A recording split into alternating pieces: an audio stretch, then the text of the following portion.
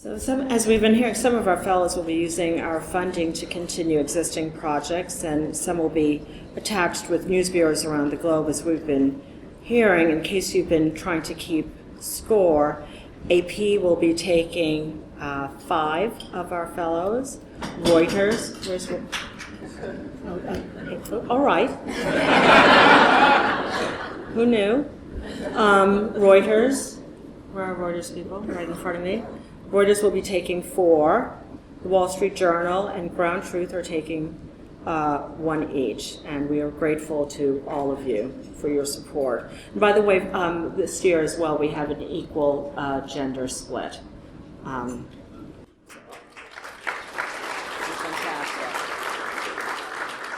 So pushing on, we have the Walter and Betsy Cronkite Scholarship with going to Meghan Sullivan from Stanford.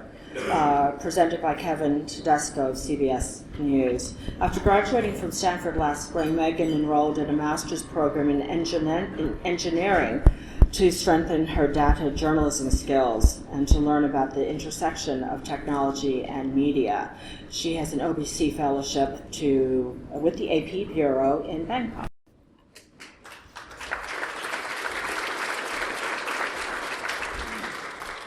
Hello.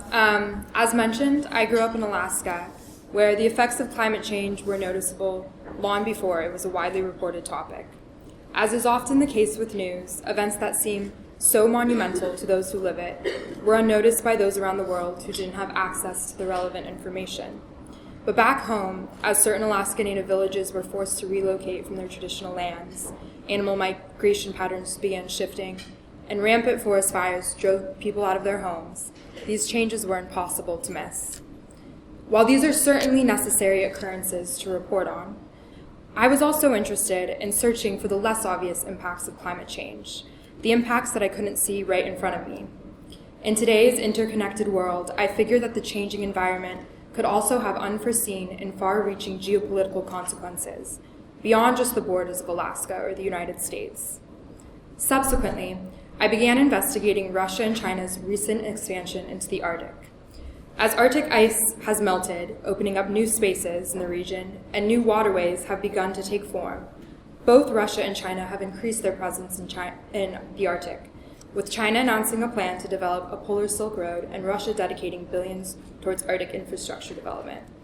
This has left Alaskan Coast Guard members increasingly alone on the front lines of a slow but growing territorial rivalry between various nations. In my interviews with them, the Coast Guard members have stated their uneasiness with this situation, expressing how they feel they are the only ones who know about this new international tension and how they are unsure what to do with this information moving forward. This is where a journalist's reporting could add value, by providing a link between those on the ground, such as the Coast Guards, and those elsewhere, such as policymakers and citizens.